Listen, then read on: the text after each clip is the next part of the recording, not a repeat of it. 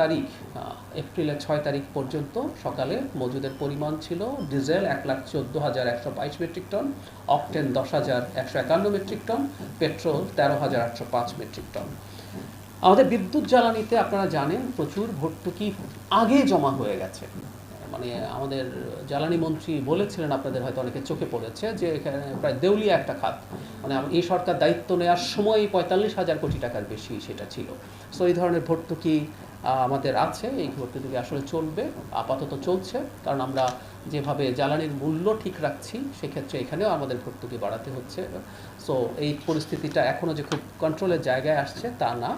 আমরা যদি একটু আমাদের বিশেষ করে বিদ্যুৎ বিভাগের দেনার একটা ছোট্ট পরিসংখ্যান আপনাদেরকে জানাই, সেটা হচ্ছে আইপিপিগুলো, যেগুলোকে আমরা বেসরকারি বিদ্যুৎ কেন্দ্র হিসেবে চিনি, সেগুলোতে ২০,২৭২ কোটি টাকা বকেয়া, আদানি পাওয়ারের ২,৯০৪ কোটি টাকা, জয়েন্ট ভেঞ্চার ৬,৪34 কোটি টাকা, পেট্রো বাংলা ১০,০৪৫ কোটি টাকা, সরকারি বিদ্যুৎ কোম্পানি সমূহ ৭,৩০৩ কোটি টাকা। সো একটা বিরাট বড় ভর্তুকি আছে।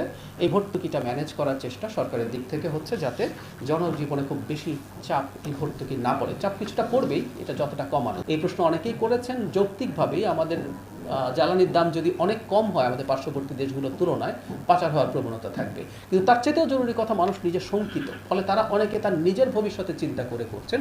সো আমরা এটাই বলতে চাইছি, আসলে মূলত প্যানিক বাইং এবং সেটাকে জমিয়ে রাখার প্রবণতার জন্য। এটার জন্য যেটা আমরা দাবি করেছি, যে প্রচুর অবৈধ মজুদ হয়।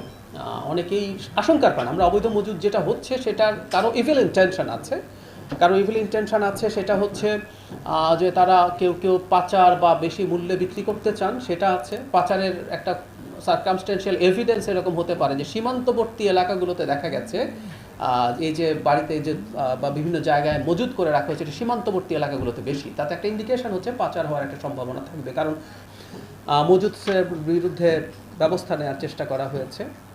এর মধ্যে ৫ এপ্রিলে অভিযান সংখ্যা ৩৭৪টি, মামলা সংখ্যা ১১৪টি, অর্থদণ্ড দেওয়া হয়েছে ৩,১২,০০০ টাকা। সো এরকম আমরা প্রচুর পাচ্ছি। আর মজুদ সংক্রান্ত তথ্য আপনাদেরকে একটু দিয়ে রাখি, যে আমরা